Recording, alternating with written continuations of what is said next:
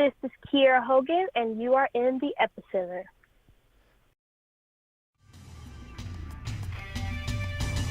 You're listening to Interactive Wrestling Radio, featuring the Interactive Interview, courtesy of WrestlingEpicenter.com. The recording has started. Good afternoon, everybody. I'd like to welcome you to this week's Impact Wrestling Media Teleconference. This is Ross Forman, and before we get going with our two special guests, let's bring in a third special guest, Josh Mathews. Hold on, Josh. Let me turn on your phone, and I know you got a lot of updates for us, so there we go. Josh, how you doing today? I'm good, Ross. How are you? I'm doing great. Always a pleasure to talk to you and see you. We had a good time down in Orlando. Let me ask you, what do you think as you look back at the Redemption TV tapings afterwards? What do you think? Well, I haven't stopped looking back yet. I am literally going through, as I talk to you and everyone else on the phone, good morning or good afternoon, I'm going through thousands of photos that were taken in Orlando last week. And we've got some really good shots, some amazing different perspectives. I sent the photographer up to the catwalk high above the ring, so I'm looking at those pictures right now. Got some great shots of Taya Valkyrie. I think the overall, I mean, it was great. I think Redemption was a great show. It was what it needed to be, and then I think the TVs that followed, you know, you have a group of individuals who come together and work incredibly hard for a straight week of wrestling, and that's not easy to do.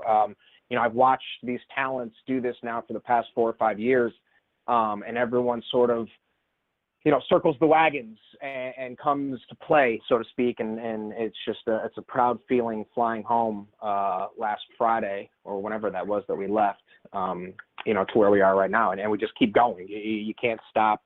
You know, it just keeps going. Well, you have a lot of news updates for us, so I'll let you get going with some of that before we open it up just for a couple questions for Josh before we bring in Kira Hogan and Rohit Raju. Josh, what's on your plate? Love the idea of a Rising Stars teleconference today. That's really cool that you guys are going to get a chance to hear from Rohit and Kira, two people that you don't get to hear from a whole lot. Before I get into any questions... Josh, hey, let me interrupt you, Josh. Wasn't that your idea for this teleconference? You know, Ross, I have so many good ideas that I don't know if that one was mine or not, quite frankly. And you know what? I have so many good ideas that I let people take them. I let people take them and run with them. So maybe you can take credit for that one. I don't know. I will. Okay, before I get into questions, let's just go through quickly what's going to happen Thursday. 6-man tag team match, Drago, Phantasma, Aerostar versus DJZ, Andrew Everett, and Desmond Xavier.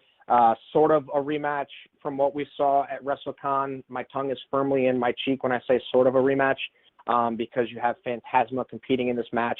I think you're going to get a similar match that we got at WrestleCon in New Orleans, high-flying, action-packed, and just 6 guys working incredibly hard in a match that should be a lot of fun. OVE will be in action. You never know what's going to happen with Dave and Jake Christ. Matt Sydal defends the X Division Championship against Taji Ishimori. Taya Valkyrie will meet Kira Hogan. That's a Redemption rematch. And then we also have, of course, Rosemary versus Su Yung. It had to come to this between these two knockouts. They go one-on-one. And then a story that just broke a little while ago on ImpactWrestling.com, maybe about 45 minutes ago. Brian Cage, the world tour of Brian Cage will begin. So Cage is going to travel from Australia, Tokyo, Canada. He's going to go all over, and he's going to be competing and basically just destroying people, leaving bodies in his wake. So we'll see Brian Cage compete, and you guys will catch those matches on Impact. Then this Saturday, Sanjay Dutt and I are going to celebrate Cinco de Mayo in Des Moines, Iowa. We will be with Pro Wrestling Revolver. They have a great show lined up. Pentagon will be in action, and Eli Drake will be there. I'm going off the top of my head here. Who else will we see there? Tommy Dreamer will be in action as well. So just a great show on Saturday, Cinco de Mayo in Iowa. And if you're not in Iowa for Cinco de Mayo, you can catch the show live on Twitch. It all gets started at 9 p.m. Eastern. I don't know when it will end, but it gets started at 9, and we're going to be live on Twitch throughout the day. So we'll do kind of a Twitch cast for 3 hours from 12 p.m. Eastern to 3 p.m. Sanjay and I and various guests, very similar to what you guys saw in New Orleans, very real IRL style. We'll turn the camera on and we'll keep it going for 3 hours. Then we'll do a pre-show from 8 to 9. Then the show, of course, twitch.tv/Impact Wrestling. You guys can watch, interact. I will be in the chatter with you guys, talking and interacting as much as we can. And then we'll do a post-show afterwards, scheduled for 30 minutes. But, I mean, who knows? We'll probably throw the pack on, head to the bar afterwards, and just leave it on as we hang out and drink margaritas and talk wrestling. I know you guys love all that stuff, so we'll keep that going for as long as we possibly can on Saturday. And then next weekend, we're going to be in Pittsburgh, May 11th and 12th with Rise for a seminar on the 11th. You can still get information on the seminar. You can still sign up for the seminar. Just go to impactwrestling.com/event. Get information on the seminar on the 11th. We'll also do the Twitch stuff there. I have to figure out what we're going to do there, but there'll be a lot of, to me, this is like the NFL Combine, right? We can do a lot of cool different types of things as I'm thinking out loud, talking to everyone. And then Saturday will be a Rise show, Ascent, I believe it's called. And while we can't Twitch those matches, we'll kind of give you guys a behind-the-scenes feel of what's happening. So that's sort of like the next 2 weeks of what's going on, Impact, and Thursday, the Twitch stuff this and next weekend. So yeah, lots of things happening. Slammiversary is right around the corner on July 22nd. Tickets will go on sale for that sooner rather than later. And with that said, I think I've covered all my bases, Ross. So if anyone has any questions for me, I'll take them now. Just one other quick thing that you have, the VIP packages for June 1, 2 in Windsor are now available at shopimpact.com. And a quick update for everybody: the recent April VIP, we have a new mini golf champion, Desmond Xavier, with a hole-in-one on the playoff, came out as the new champion. We went to some bowling the next day, and Conan predicted it. He said he would go in as a champion and go out as a champion, and sure enough, Conan is the bowling champion. I didn't know Desmond hit a hole-in-one. He's a pressure player, huh? He sure is. Came through. Good for him. Good for him. All right. Well, we can open up just for about 5 minutes of questions with Josh, and just questions at this point for Josh Mathews. Q&A session has started. To ask your question, please press *6.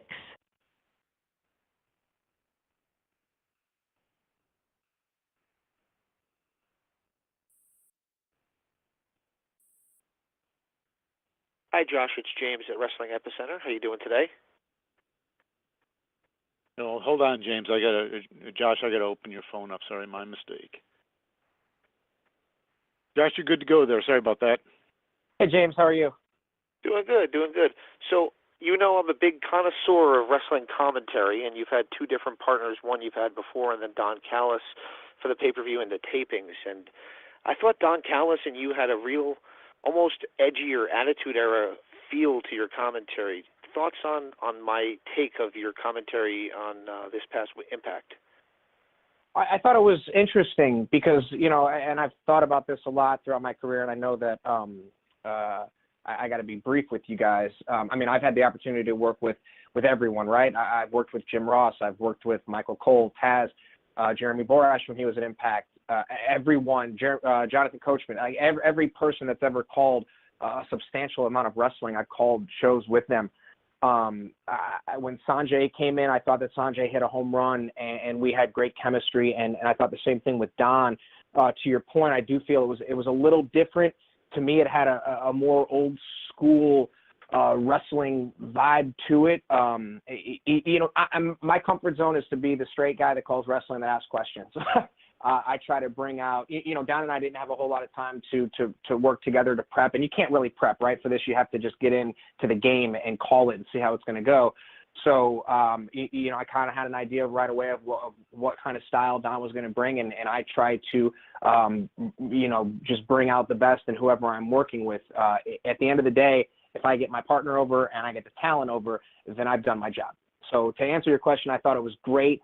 I'm looking forward to calling this live Twitch show with Sanjay, and then I'm looking forward to getting back and calling Impact with Don. So I sort of get the best of both worlds. I've got an opportunity to call shows with Scott D'Amore, and I love working with Scott. We have fun and the way we interact. So it's different with each person, and I'm lucky enough to be the guy sitting in that chair getting to work with everybody. Hey, Josh, Ryan Bowman from thegorillaposition.com. Hey, you guys have had an upswing in ratings. There's so much new interest on the various platforms, and the atmosphere of the recent tapings has been outstanding. Is that vibe starting to carry through to the locker room? And do you guys feel like you after all the changes, now really settled into a rhythm? Yeah, without question. I mean, when we looked at the ratings on Thursday following redemption, it was, okay, what's it going to be, and how much is the NFL draft going to affect us, right? I mean, that's what we were all thinking. And between myself and Scott D'Amore and Sanjay and Kevin Sullivan, we all sort of chat throughout the day as to, okay, what do you think the number is going to be? What do you think it's going to be? So we all go in with reasonable expectations for what it's going to be each and every Thursday. And then the really telling number is when you get the pluses, right? When you find out what it did over the weekend. You know, even when you look at Spike UK right now, the consolidated number, the end all number, stays around the same place that it did before we moved time slots. So I think that everyone is starting to feel this, and it does feel great. And I think that being, you know, and we have one more TV taping before Slammiversary. I think in the past you wouldn't have gotten that. We would have gotten everything done in Orlando and SIA on July 22nd. But we're all gonna be together, as Ross mentioned, on June 1st and 2nd in Windsor, and VIP packages are still available at shopimpact.com. But yes, I think that right now I left here, and I don't tweet bullshit to you guys, and I think you guys know that, right? I tweeted that this was the best TV that I experienced in a long time, and without question, I'll stand by that tweet, because you didn't have, there was no drama. There was no drama, and you guys can figure that out however you want to figure it out, but it was drama-free for those many days, and it was fun, and things got done and things got accomplished. So at the end of the day, you fly home with a smile on your face.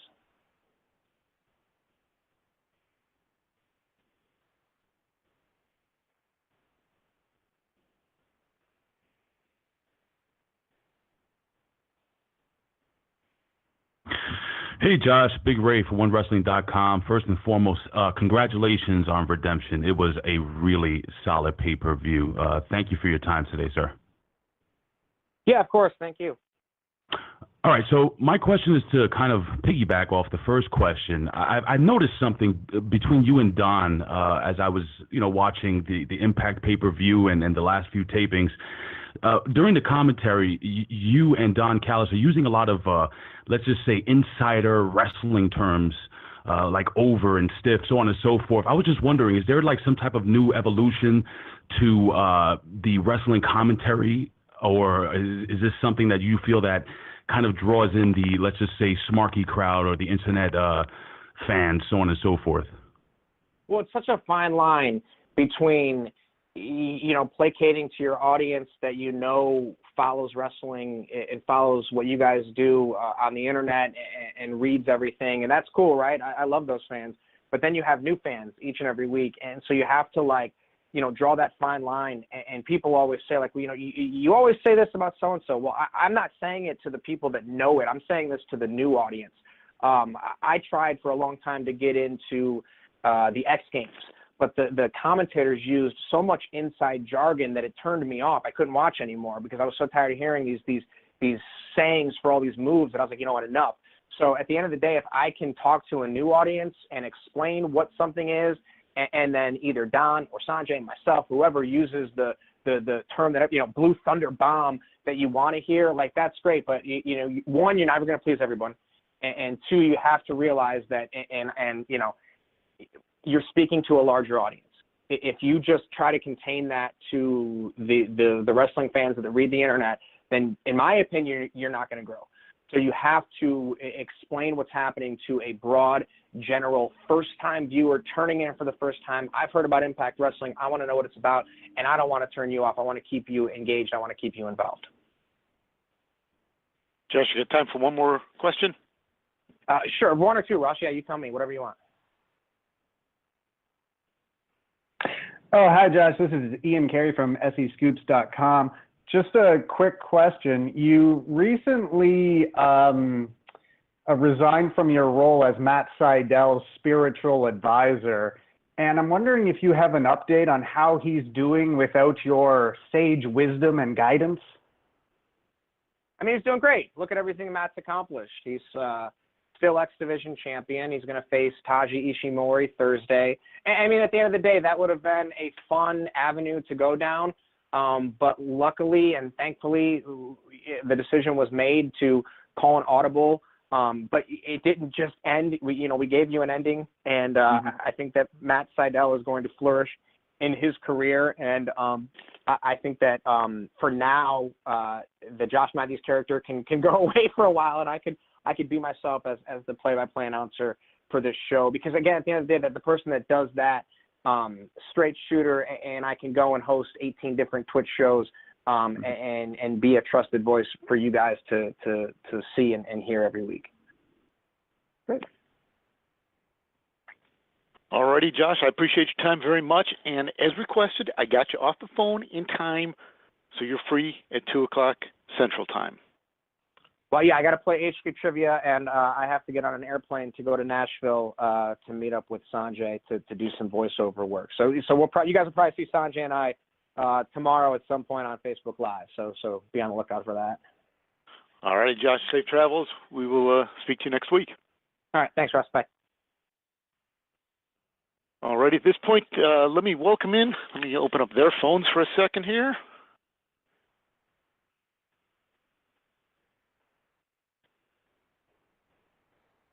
All right, there we go. Got to love modern technology. I'd like to welcome our two special guests for this week. I'm actually super excited to talk to them and telling by the number of media I see in on this call, I think the media is excited for these two as well. We haven't had a lot of media with them yet, so kind of a first time hearing from Knockouts Kira Hogan and Rohit Raju. Kira, welcome. Rohit, welcome. Hey, what's up? Thank you so much. Let's start Thanks with for not destroying my name, Ross. I appreciate it. Did I destroy it? Yeah, you got it. It's like every time someone tries to pronounce it, it's something different every single time. Well, then I'll let you right now give us the proper pronunciation. It is. It's Rohit Raju. I think I'm going to start going by ravishing Rohit Raju pretty soon. Maybe I'll 3 R's. We'll see what happens. Well, I think pretty much I had that spot on. Did I not have it? Yeah, you did. You were spot on. That's what I was saying. Thanks for not butchering it. All right, well, you're welcome on that. So let me start with you, Rohit. What's going on with your world? Where are you at these days? What's keeping you busy? Hustling, man. Got the Impact behind my name now. Indie bookings have opened up a little bit. Pretty much just trying to cement my spot, I guess you could say, in Impact. I'm low man on the totem pole. I'm not a huge name in the indie circuit. So coming in, it's just like, okay, who's this guy? What can he do? Why is he here? So that's fun. That's fun for me. I get a chance to show everybody my worth, prove all the naysayers wrong, and do what I got to do, and slowly but surely climb up that Impact ladder and cement myself as an Impact superstar. So, that's what I'm doing. Rohit, you had a bunch of matches down in Orlando last week. Your thoughts about what happened down in Orlando last week? My matches, I had some really good matches. I would say right now I'm hovering. You probably won't see anything huge for me until the rest of the Desi Hit Squad comes. I think once you see Gama get there, everything will change. He brings a lot of notoriety. He brings a lot of respect. So things will start to elevate for me. It was a little bit different. It was a little bit slower, I guess you could say, from the previous tapings. But I'm just happy to be there, and I'm happy to show my hustle and keep doing what I got to do. Now, Kira, you've had several high-profile matches, Taya Valkyrie and others. What's going on in your world these days? Trying to set the world on fire as usual. I'm just trying to keep working, get my name out there, and just be the best I can possibly be. I think as far as women's wrestling, I've been able to do Shimmer, Shine. I'm still the WSU Spirit Champion. So I've been working pretty hard these past few months now that I finally had my debut at Impact. Well, we have to ask you about the hair. I'm not sure what that says coming from me, but, talk to us about the hair a little bit. Well, when I first started wrestling, I didn't really have a character, and actually my boyfriend was the one who gave me the character, the Girl on Fire, he told me I need to find my fire, and it just kind of stuck with me. I always wanted red hair. Like, as long as I could remember, all I wanted was red hair. And then eventually when I got into the Girl on Fire, I did it red and orange, and then I finally just evolved it all the way to the red, orange, and yellow. And I've had so many stylists. I think I've had 4 stylists do this color on me. So it's not without a working team effort to get my hair looking like this, but I love it. Like, I just think it just really shows the Girl on Fire. Like, I really think it just puts a lot more personality into my match, into my character. I just think, it's on fire. So basically, though, your boyfriend is taking credit for Girl on Fire. Pretty much. I have to cut him a check soon. All righty. Well, guys, we're going to open up for some media questions at this point. So media, please, if you have questions, *6 to get in queue. We ask, as always, please identify yourself and your media outlet. And please, only one question. So we have a lot of people in line here, so I'd like to get through as many as possible. Please, again, one question and one question only.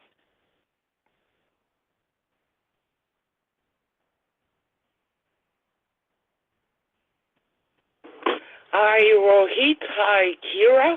My name is Stephanie. I'm working for Steel Chair magazine in UK, and I'm absolutely delighted to talk to you both.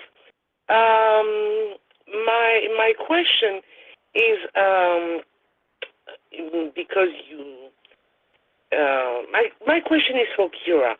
I had the chance to talk with Sienna, with Rosemary not so long ago, and both of them quoted you as the future of the company, as someone to look for, look up to. Well,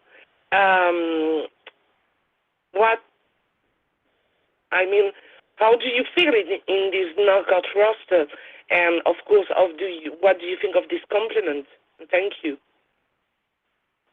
First of all, wow, I can't believe they said that. That's amazing, and I'm so happy to hear that. I love being a part of the Knockouts roster, honestly. Like, I know I've said this a couple of times in past interviews. I still have, like, old Knockouts posters on my wall to this day. Like, I just haven't taken them down because it was just such motivation for me when I first started. I really wanted to be able to get my name out there and just be able to be the best and get to the biggest companies. And I feel like Impact was one of those companies that I just knew I had to get to, and to actually be a part of the company now, it's still like a dream come true to me, honestly. Like, I still haven't grasped the concept of me being an actual knockout yet because I dreamed about it for so long. I only imagined it for so long, and to finally be a part of it and to hear things like that from my peers, it's kind of crazy. I'm actually kind of shocked. I'm just very happy to have the environment that I have, and all the women in the locker room are amazing.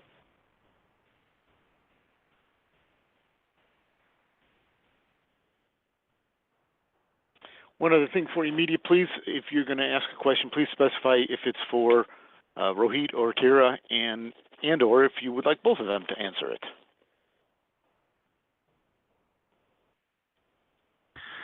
Hello, this is Big Ray for OneWrestling.com. First, Rohit and Ms. Hogan, it is a pleasure to be on with you guys. Rohit, we had a chance to chat a little while ago, and it's really good to talk to you again, sir.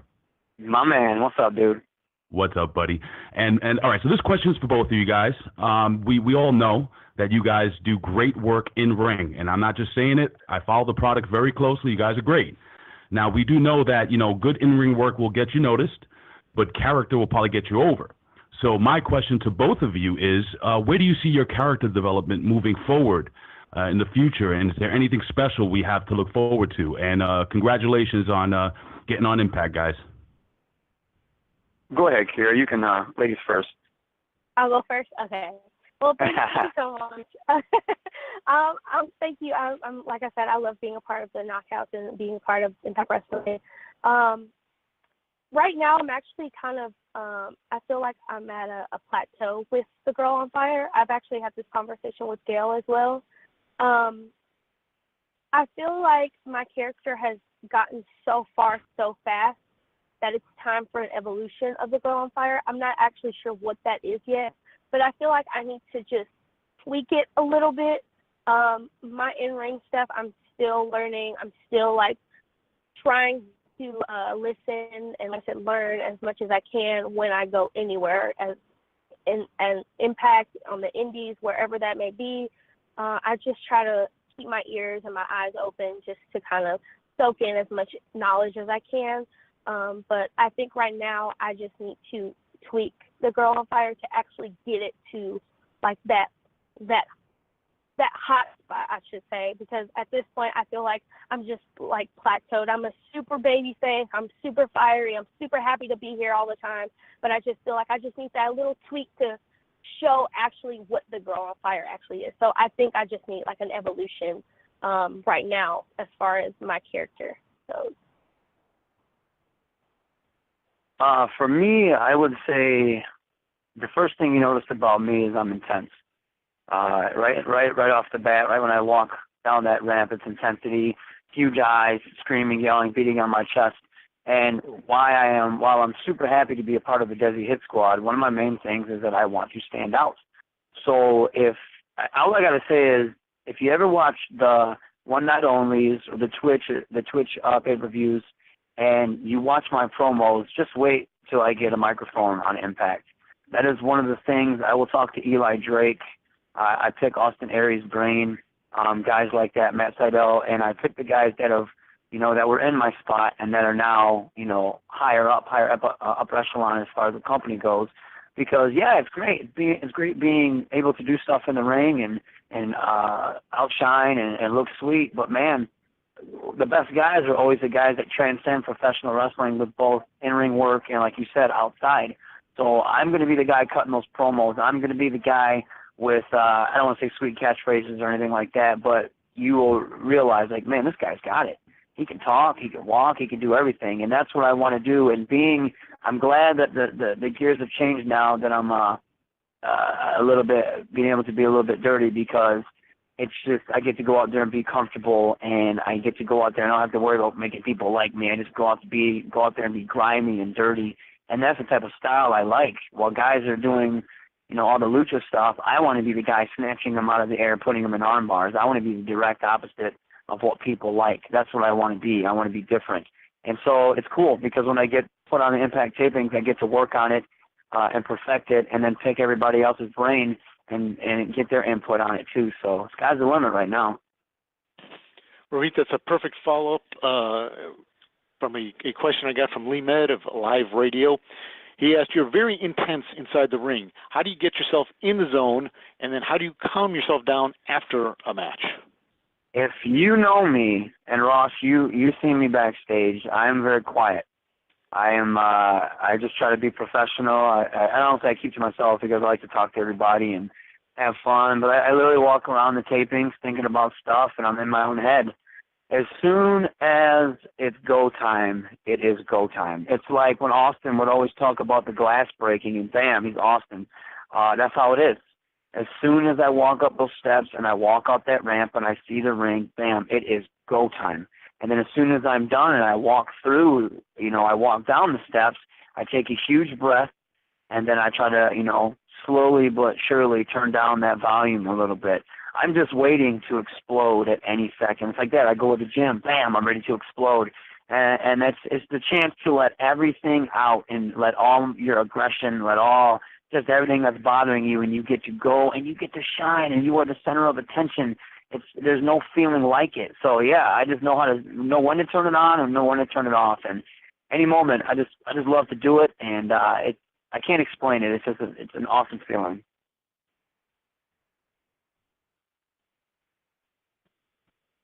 Hi there, both. It's Adam at the Impact Lounge here in the UK. Hope you're both well this evening. I've got a question for both of you. Obviously, you guys are going to be the future of Impact down the road, but coming through the ranks, what is the one single piece of advice that you've been given that has been the most useful in your career so far? Go ahead, Kira. I'm actually trying to think about it. I've gotten so much advice that it's hard to pinpoint specific advice because I feel like I've been able to meet so many of my idols growing up. Like, it's ridiculous how many people I've been able to meet that I just watched on TV, and they've given me so much good advice.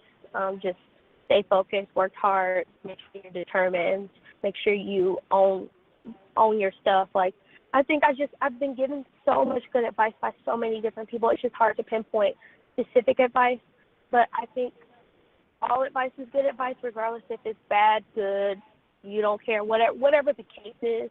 I just think any advice is good advice, and you take it with a grain of salt, and you can use it or you lose it. And I think that at this point in my career specifically, all advice is good advice because I've only been wrestling for 3 years.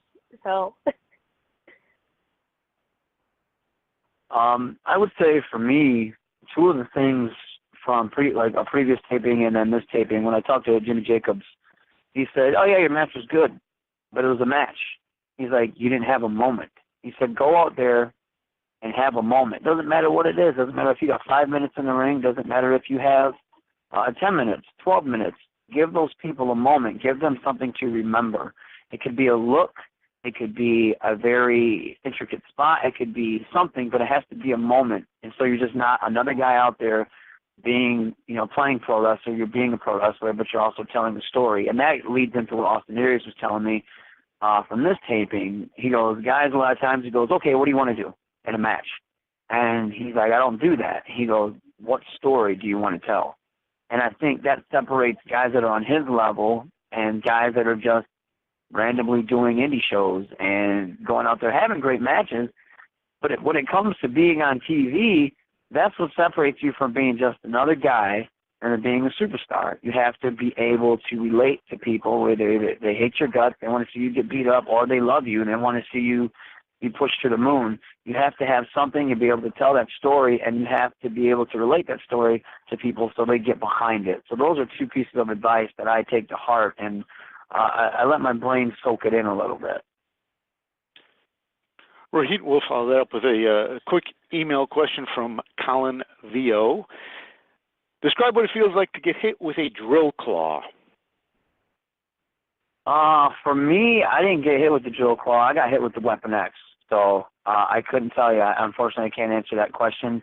But being in the ring with Brian Cage is it's unreal. That man is ginormous. Drill claw, I don't know. Weapon X, there's so much velocity when you just face is getting slammed into the mat. It's intense, man. That guy is a beast.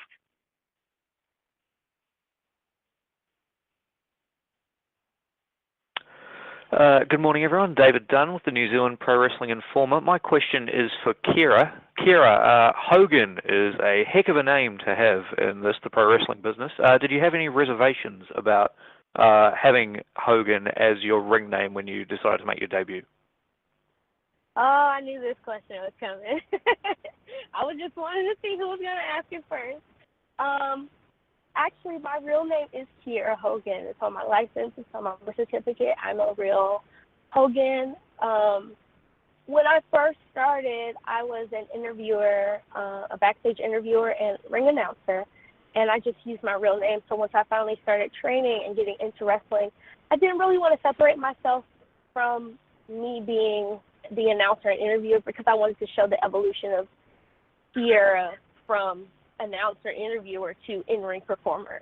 So I just decided to keep it, and a lot of people were like, why would you keep that name? Why would you use that name? That's so stupid. But when I told them it was my real name, they were kind of like, oh, well, I mean, okay, but I always get the question, like even when I was in high school, middle school, everybody used to ask me, are you related to him? Are you his granddaughter? Are you his daughter? I was just like, there's no way in the world. But I mean, it's just my real name. I just decided to keep it to really just show the evolution and the growth of me as a performer and as a competitor.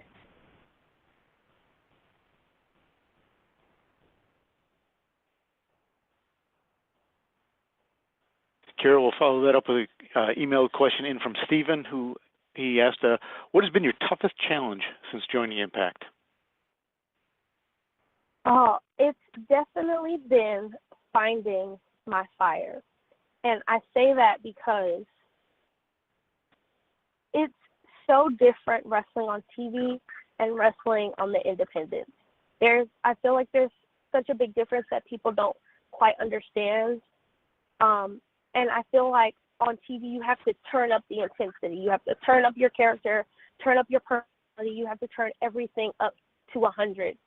And I really had to learn that. And in this past week of tapings, I really, really learned that. And in this week alone, I feel like I've learned so much from just Sunday to Thursday. I learned so much, and I feel like my intensity is finally starting to get there, and I'm taking it now to the indies, and I feel like people are starting to notice that I've been learning and been like intensifying what the actual girl on fire is. So I think now I'm really just focused on intensifying and being what I say I am, which is on fire.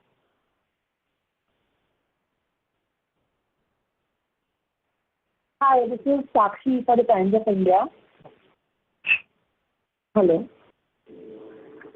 Hello. Rohit, this question is for you. Yes. Hello. Rohit, this question is for you. How did you break into the wrestling business? I looked up wrestling schools in Atlanta because that's where I'm from. So I Googled wrestling schools. Actually, I wanted to go to Florida to train, but I didn't end up going to the University of Florida, so I stayed home. I Googled wrestling schools, and WWA4 was the first wrestling school to come up. I'm trained by Mr. Hughes. I was there for 2.5 years, roughly, on and off. And then the school is now taken over by AR Fox. So I just Googled wrestling schools. I saw a lot of reviews, a lot of good things. A lot of good people have also come out of that school. And Mr. Hughes he approached me when he saw me come in, and I was there every Thursday for the Thursday night show, and then I would come to training and sit around and watch. And he eventually asked me if I wanted to get in the ring, and I told him this was the reason I actually came, because I started as an interview and announcer there, and then I worked for PWX in North Carolina for about a year, and then eventually I started training once he asked me, like, oh, you can get your shoes and get in the ring. And I was like, oh, my God, really? Oh, my God, finally. Like, I was so excited. So I just Googled wrestling schools, looked up reviews, looked up prices, just anything I could do to actually train. I was all for it. Rohit, why don't you answer the same question? How you got into wrestling? I was always, as far as training-wise, I was always into wrestling as a kid, always trying to figure out something. I finally got a break because I was working a full-time job. I was going to try to go to the House of Truth at the time, but I couldn't he was about 2 hours away from me, so I couldn't make the classes in time. And the money at the moment I just didn't have. So I found a guy out in Flint, Michigan, by the name of Xavier Justice. Went out there for a year, taught me my basics, and then I would start going on the indies, and then I would head up to the House of Truth here and there to learn from Truth Martini, kind of pick his brain, and he would tighten me up a little bit. And then recently, about a year ago, we just started going out to the Can-Am Dojo out in Windsor just to have a, different aspect on stuff. I was going out there. That's Scott D'Amore's place, Johnny Devine, Johnny Bravo, Phil Atlas, John Bowen, a lot of those guys. Those guys are phenomenal. And so if you know the reputation of the Can-Am Dojo, guys like Bobby Roode, come from there. So that's a huge, like Kushida was there for a while. That's a huge talent roster. So being there was pretty cool for me and learning new things because I was already deep into wrestling at the time. So just going there and just learning new things and seeing different aspects of it was pretty sweet. But man, I've always loved wrestling. I've been a fan since a little kid. So being able to finally step in the ring and do something you love that's insane. It's awesome. I know both you two are fans of the business, so I'll ask you just to name one person. Who's the one that you idolized growing up? Who's the one wrestler you idolized? Mickey Chang. Rohit? I couldn't name one. There's too many. I guess off the top of my head, I'd say Macho Man.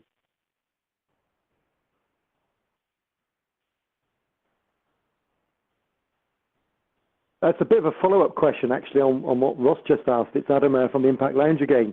Rohit, you mentioned about moments, and I think that was a fantastic bit of advice. You know, it really is about moments. But you said Macho Man there. If you could steal anyone else's moment and rewrite history and have it as your own, what would you go for? One of the best moments to me, professional wrestling, is just the stare down with Rock and Hogan in Toronto. Like, that crowd was so electric, and they knew they were about to see something fantastic, insane. You know what I mean? That's a moment. Like, you'll never forget that. Before they even locked horns, that's something that you remember. That's something in professional wrestling that's to me, that's professional wrestling. It's more than just a sport. It's more than just, you know, entertaining stuff. It's beyond words. It's emotion, and you're gripped right away, and you have these two characters that you've loved and hated, and they're finally about to do something. That's something that I would love to experience. The crowd is there. They just can't wait to see you guys just put on a fantastic match. And they're enthralled, and they're already just invested in it. That's a huge moment that I would love to experience.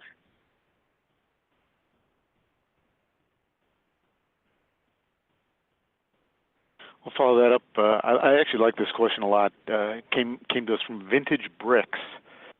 Were either of you intimidated stepping into the impact zone for the first time? Go for it, Rohit. What do you think? Yeah, it is. It's like, literally, it's like, here's your chance to prove that you already know that you deserve to be there, but now you have to convince, like, all these new people that only maybe like 2 or 3 know who you are, and you have to go out there and perform your hustle and show that, yeah, I deserve to be here. And it is. It's kind of nerve-wracking because it's a huge deal. Being, you know, in an impact ring, insane. And at the time when I did it, it was a 6-sided ring, and that was my first time being in a 6-sided ring. So, yeah, it is. It is. And honestly, it took me some time to finally start to get really comfortable. I think I was most comfortable this set of tapings than I ever was. Because, yeah, it is. It's kind of nerve-wracking. Sarah? I was definitely intimidated. Like I said, I've been watching Impact for the longest time. Like, I've just seen so much in the 6-sided ring, so it was definitely intimidating. I was happy though. My first set of tapings, they changed it back to the 4-sided, so I was like, okay, cool. But yeah, I was definitely intimidated. I was really nervous. One, to work with everybody because, you know, it was my first time working with a lot of different people. But I think this set of tapings, I was way more comfortable. I'm still trying to get used to just working in front of cameras and getting right angles and stuff like that, but it's all with effort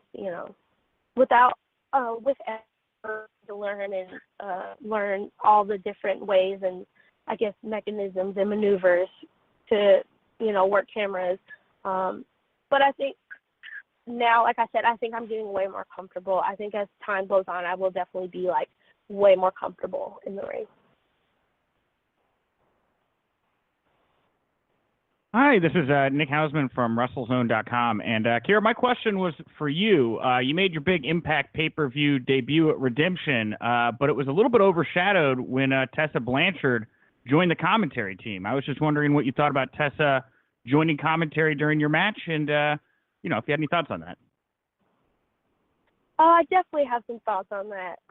First of all, I had my first pay-per-view match, my first live pay-per-view match. Like, that whole day for me was so overwhelming. I almost had a panic attack. I literally had to step outside, take a couple deep breaths, and really just kind of focus my mind. I was very overwhelmed with so many different emotions, nerves, excitement. I was just so overwhelmed. And then here comes third generation Tessa Blanchard walking in. Oh, Lord, here we go again. Can we all say it together, third generation? You know, it was just, I feel like, you know, Tessa's done so much in her short career span. And she's accomplished so much. She's definitely an overachiever. She's definitely made a name for herself. She's definitely solidified her spot as one of the best female wrestlers in the world. And, you know, it did overshadow what I was doing, which, you know, she's accomplished way more than I have. I can definitely give it to her there. But it was my moment, and I felt like, you know, this was my moment. Why did she have to come in and overshadow me and try to take away from what I was doing? So I have a few choice words for Miss Tessa Blanchard. All right. Thank you very much. Hey guys, it's Big Ray for OneWrestling.com again, and this is a question for both of you. Rohit, first, really quickly, you know, you and I have spoken again in the past, and we've spoken very extensively about your love of music and let's just say old school hip hop, to be more specific. So I just wanted to know, Kira and Rohit, if your lives had a soundtrack, what would they be? Jeez, man. I have no idea. If I had a soundtrack, that's a tough call because my favorite soundtrack is from the original Conan the Barbarian. So it would have to be something insane and like over the top and cool like that. Like, man, I do love my old school hip hop, but it would have to be something like with an orchestra. It had to be super sweet like that. So like the first thing we were making the sword in the beginning of Conan the Barbarian gets me hyped every single time because you know Arnold's about to put in some work. So, but that I guess it would be that. That's a weird answer maybe, but I would say Conan the Barbarian, the first one. That would be my soundtrack.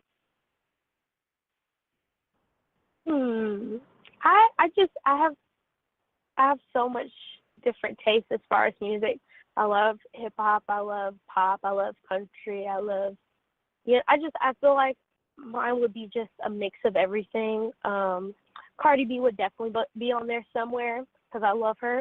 But I think it would just be something I love techno rap as well. I just think it would be something very clubbish, very hype because I just love dancing and I love just getting hype with music. So I just think it would be something very like fulfilling as far as getting hyper and getting into the mode, and it would just be some very hypo like mood music, something very hype, like I said, club, house music.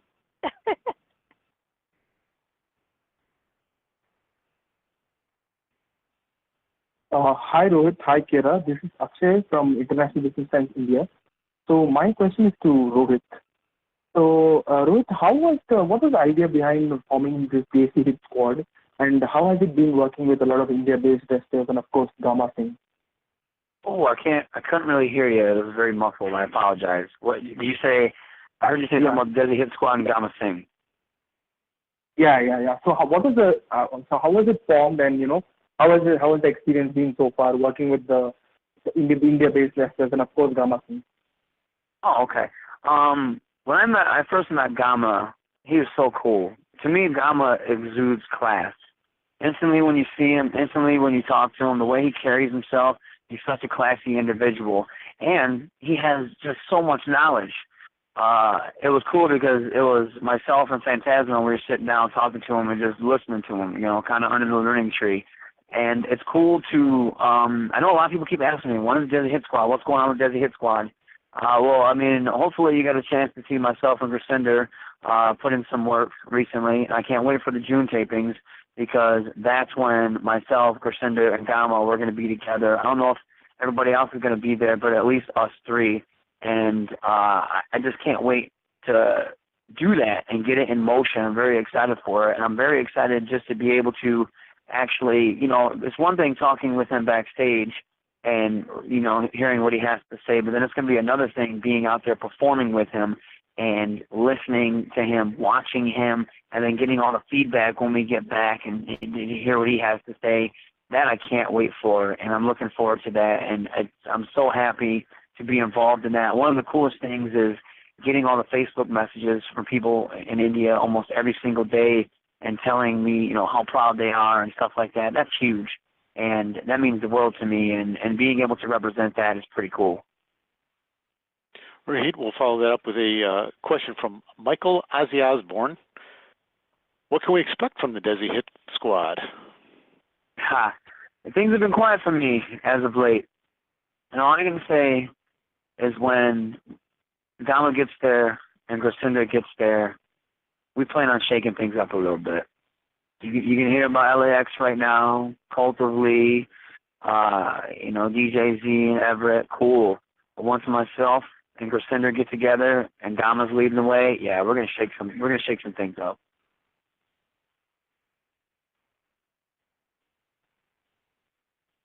Hi guys, Ryan Bowman from thegorillaposition.com, and this question is for both of you. You both spoke earlier about getting to this level and now being featured on Impact TV and pay-per-views. And I always like to ask this question to people. When you were starting out and maybe struggling and trying to get established, when did it click? At what moment did you finally realize, hey, I'm going to be okay and I'm going to make it in this industry? You want to go, Kira? Yeah, I'll go. I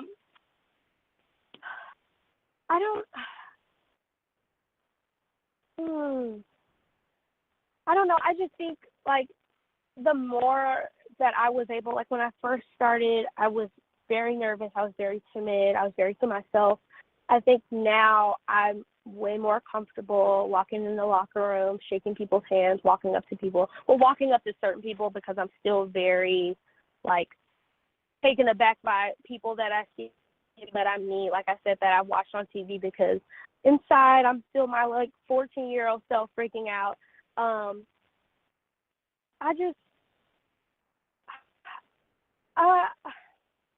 feel like as a Black woman in this industry, it's very hard, and I feel like I've been able to accomplish so much in this short amount of time that I've been able to work. And I think when it finally clicked, I think it honestly clicked in 2016, like late 2016, when I, like, started working for, like, Shine and Shimmer and it's like the big women's wrestling companies. I felt like I was being solidified as a top performer.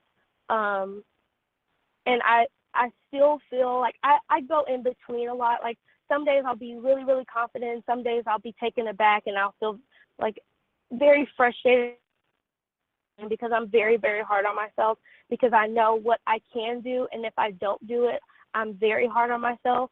But I think, like, 2016, the end of 2016, when I started to work for bigger all-women's companies, it clicked. And then when I got signed with Impact, it honestly didn't immediately click. It took a while. And, like, I think it really clicked for Impact when I had my first set of tapings. And then I was like, oh, my God, I'm here. Like, I'm actually here. I'm actually doing it. I can't believe they asked me to work for them. And I had me being a knockout, because it's still very overwhelming and it's very, like, dream come true. As far as for me, ever thinking like, yeah, I'm finally going to make it, it's never clicked for me, never. Just because tomorrow's never promised, and I'm always hungry. Now, granted, kind of like how Kira said, I know what I can do in the ring. I know my worth. I know my weaknesses, my strengths, what I need to improve on. And I've gone to plenty of, big name wrestling camps, Ring of Honor camps, you know what I mean, and been told, man, you're good, you're good, you're good. And then I dabbled with them for a little bit, nothing ever happened. Finally started working in some bigger indie promotion. Did some other stuff and was told that you're good, you're good, you're good. Had that stint with Impact a year ago, and there was myself and Idris Abraham, and I was like, sweet, man, this is it. We did well, and I think I'm going to get signed, and nothing happened. And then there was the Global Forged, and I didn't even, at that time, I honestly didn't think I was going to win anything. I didn't think it, but I went there giving it my all, doing what I had to do, and hoping for the best, and just hustling. And next thing you know, they're like, hey, man, we thought you killed it, and you got voted, and I couldn't believe it. And I'm like, oh, my God, for real?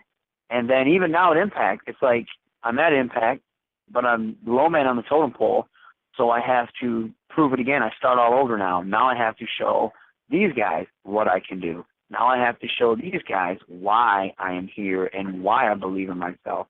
But as far as it clicking and saying like, man, I'm going to make it, I don't know, man. It never has for me because it's never, in a weird way, there's a void and it's never enough. I'm not in it. I'm not happy like, oh, cool, I'm signing to Impact. Everything's cool now. No.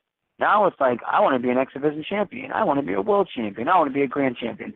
I want to be a top face for this company. So now that journey has to begin. So it never ends and it never stops for me. And I don't think it'll ever click for me, to be honest, because I'm always going to be hungry for the next step.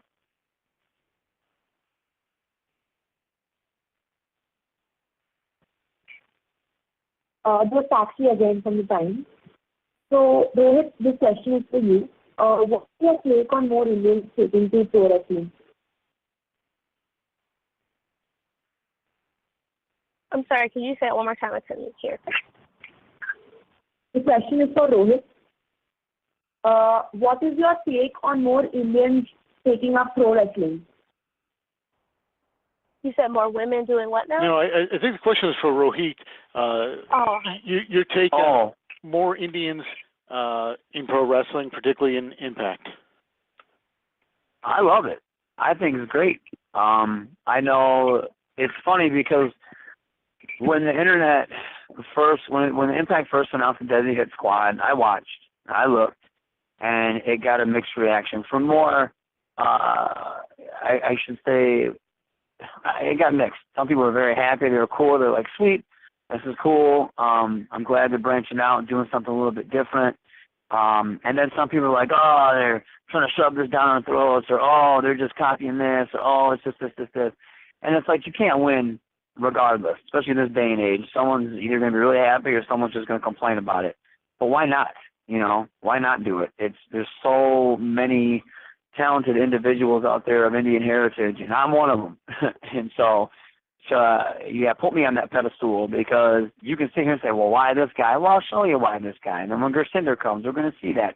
And then when Gama, there's so many people that don't know who Gama is. You guys are about to be blown away. Look him up. Google him. This guy is like an OG. Sweet. The Karachi Vice, all his Stampede stuff. Awesome. I was talking to Don Callis about it. And, yeah, Gama's legit. I cannot wait for him to get there. I can't wait for Gersinder to get there. And I hope Vikas and Bhupinder get a chance to get there, too. If not, we'll hold it down. But I think it's awesome. And people are going to complain either way about it, and that's fine. And we're going to continue to prove people wrong either way, and that's fine. So, but other than that, I think it's awesome that we're starting to see more Indian wrestlers get their time. It's awesome. I'm glad to be a part of it.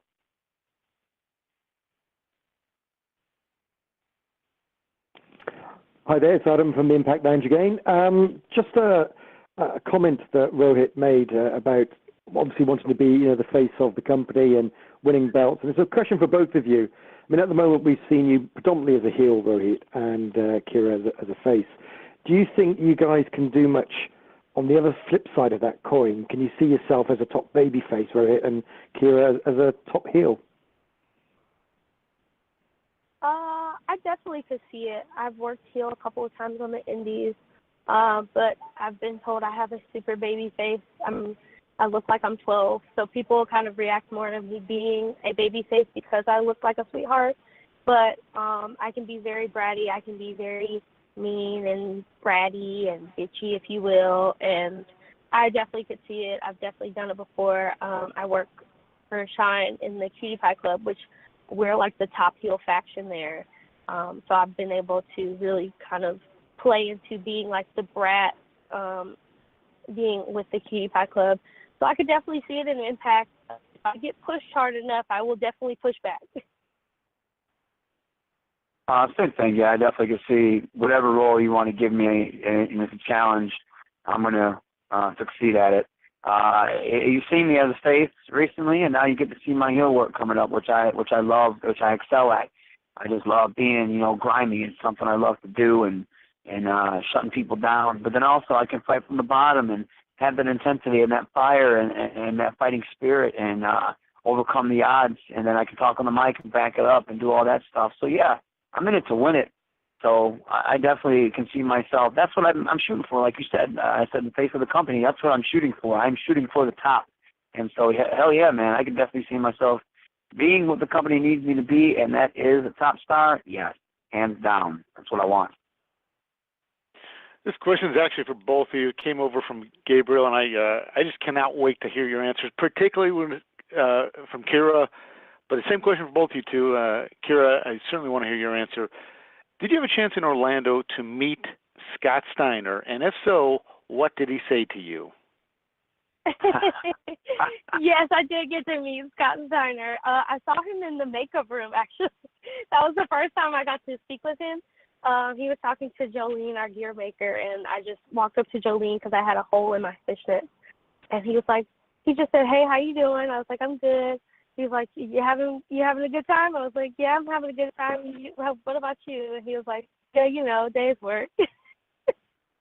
But I didn't really get to speak to him, but just that tiny moment, I was just like, "Oh my God, I'm speaking to Scott Steiner right now."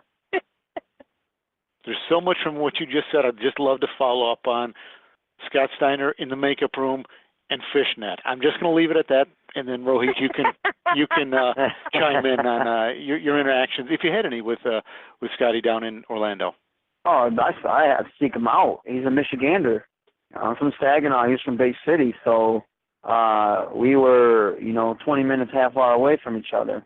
So, and when I was in high school, a guy that used to coach wrestling helped out when he was a long time ago.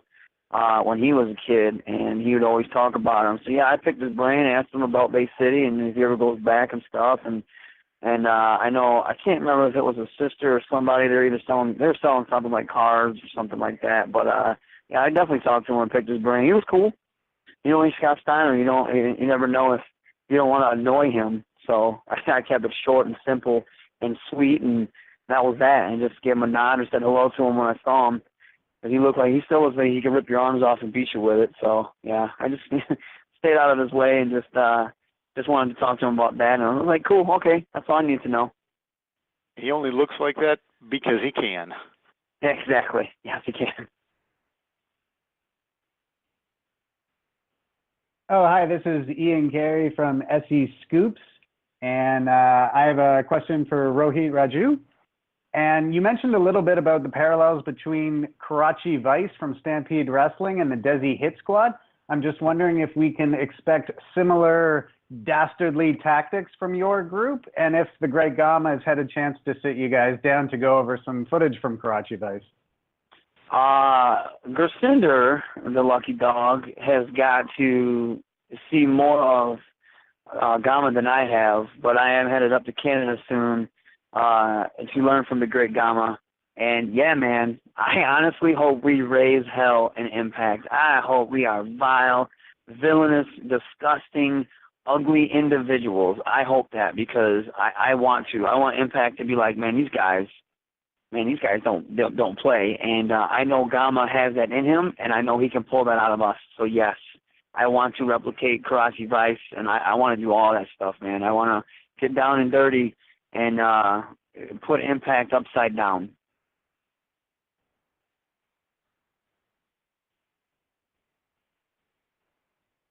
Hi, this is Shirin from Kira, and my question is for the both of you. So, Impact having so many tie-ups with companies like Lucha Underground and Noah, which cross-promotional wrestler would you like to face? Both of you, Rohit? You say which wrestler would we like to face? Yeah, from an inter-promotional match, if you had a chance to have an inter-promotional match, which wrestler would you want to face? Ooh. You want to go first, Kara? I always go first. You go first. Inter-promotional. Man, that is tough. That is tough. There's so many tremendous talents out there. Oof, boy. I don't know. Man, that's a tough one. It could be anyone from like the former X Division and world champion AJ Styles. Why not? That guy's phenomenal, legitimately. So I would have to say AJ Styles. Being able to go in there and go to town with that guy, I think that'd be awesome. I mean, who else was? He was a great star at Impact, and it would be the old versus the new. So I would have to say AJ Styles. Again, like you said, that is a very hard question. Obviously, my first choice would be Mickie James. I haven't been able to step in the ring with her. I've been able to talk with her a few times, but I haven't been able to actually work with her. But I would say Ivelisse. I've tied up with her once, and I would love to be able to do it with Lucha and Impact. I think that would be amazing, and we both have red hair now, and I think that would be great. I love working with her the one time I did, and I think that would be a great matchup.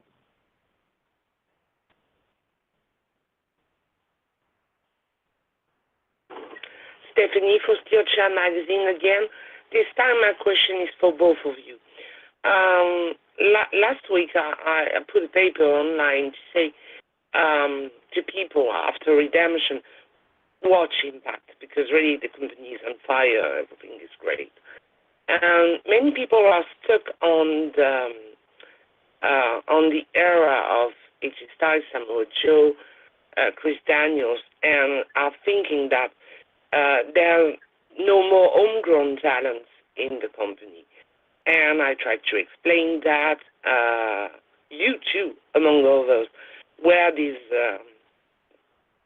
future, this more homegrown talent that could lead the company in the future. And here is my question: what do you think you can do to cement this legacy, the same way AJ Styles or Chris Daniels did to create the legend of the company?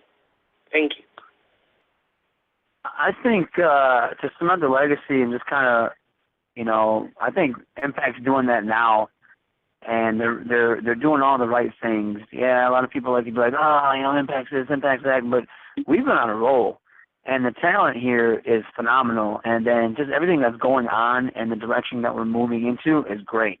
And I think it's really cool that I am a part of that ride, and I'm just going to continue to do what I have to do to, number one, stand out, and number two, make a name for myself. And then number three, as I make a name for myself and get better and better, I think that's going to help cement my legacy. And not only that, but help boost Impact up. And once I sit here and continue to learn my craft and get better and better and become a person that people want to see, they're going to be wanting to tune into Impact along with everybody else that they're going to want to see.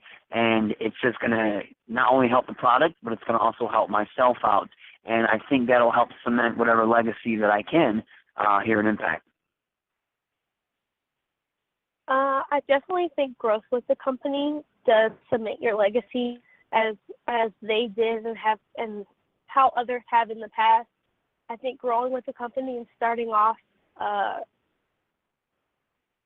just feel like when you grow with the company, people get to see your progression and see your evolution. I feel like they can stick to your story more and actually pay attention because they can see how you improve and how you grow and how you learn. I feel like that's where people really grasp to certain people because they get to see the growth and they get to see what differences you make and they get to see your mistakes and your downfalls, but they also get to see your victories. Because I feel like at the end of the day, wrestling is all about emotion. It's about the emotion you put forth when we wrestle, and it's also about the emotion that you give us when you see us wrestle. So I feel like that's what people really grasp onto as far as wrestling, and I feel like that's what people are going to grasp onto with people like me and like us who are starting off kind of small, but when you eventually see our progression and our growth and we rise to the top, people really hold on to that because they've seen us come so far. So I feel like growth with the company is definitely going to help cement our legacy. I'm going to follow that up with a question from SwackFan100. He wants to know, what do each of you like most about being in Impact? For me, it's being on the next level, learning, being in the ring with top talent. It's I kind of became stagnant where I was on the indies because I was just working with the same guys over and over. And I always kept saying, I need to be in the ring with top-tier guys because that is going to help me get better. And so far, that's exactly what Impact has allowed me to do, is be in the ring with some of the best. and I get to learn from that, and I get to improve. So to me, being in the ring with top people like that, that's the best thing. That's been awesome for me.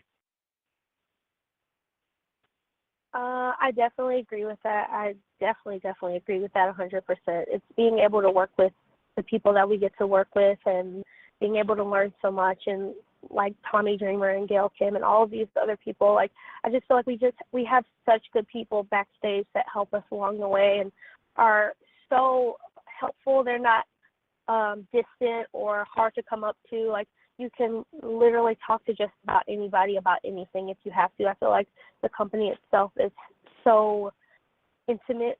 But I also like the fan interaction that we're able to do. Like, our VIP fan interaction is amazing. I feel like a lot of big companies don't get to do that as often because they like to shelter. I feel like with Impact, it's all about the fans. I feel like it's all about our audience, and they want us to be able to interact with them as much as possible. Like our VIP experience that we had at the last set of tapings, we did mini golf. Well, I did the mini golf, and Desmond Xavier was the champion of all champions, unfortunately. He stole my spotlight. But I feel like that experience in itself shows fans that we're real people, and don't be afraid to come up to us, and we'll interact and talk and take pictures and do whatever, because at the end of the day, like, there's a reason we're here. We're doing it for them. We're doing it for ourselves, and we all just come together for this one thing that we love, and that's wrestling. All righty, guys. Well, with that, we will wrap it up for this week. I appreciate both of you guys very much. We'll have a final word from each of you. Rohit, why don't you jump in there first with a final thought as we wrap it up? Oh, man. Thanks for having me on, first of all. I can't wait for you guys to see the Desi Hit Squad. Of course, Rohit Raju, the mocha skin manimal. His mother called him son because he shined like one. Desi Hit Dafteha. I got to actually before we move on to Kira, but Rohit, are you going to have an entourage over in Windsor, June 1 and 2? All the fans coming over from Detroit area to see you? Yeah, we actually have people have been hitting me up. They're like, "Are you going to be on the tapings? Are you going to be on the tapings? We want to get tickets."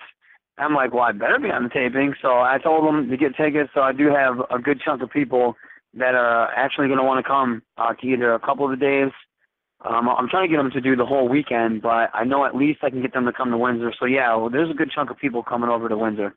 I had to imagine you would have a nice little fan base there. Yeah. Kira, final thought. Thank you guys so much. I really enjoyed this experience. I love answering questions like about stuff like this and being able to tell my story and where I've come from and how far I've come. And I'm so glad for everybody supporting me and supporting the Girl on Fire, the one and only. Don't forget, I will be wrestling Taya this week. My rematch for Redemption is this week, so don't forget to check that out.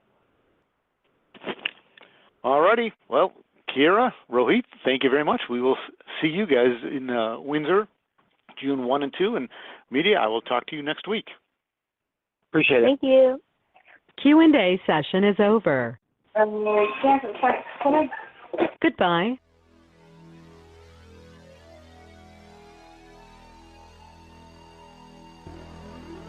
This is the Wrestling Epicenter.